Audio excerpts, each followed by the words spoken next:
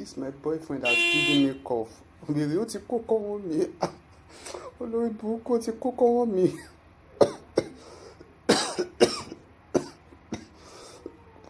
Irú kọ wèrè wo lélẹ̀? Let me call Silifa. Hello Silifa.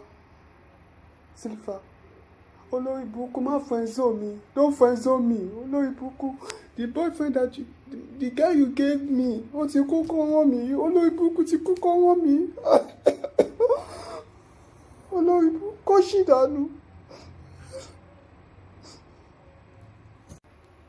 This my boyfriend has given me cough. Wèrè ó ti kó kọ́wọ́ mi. Olórí burúkú ó ti kó kọ́wọ́ mi.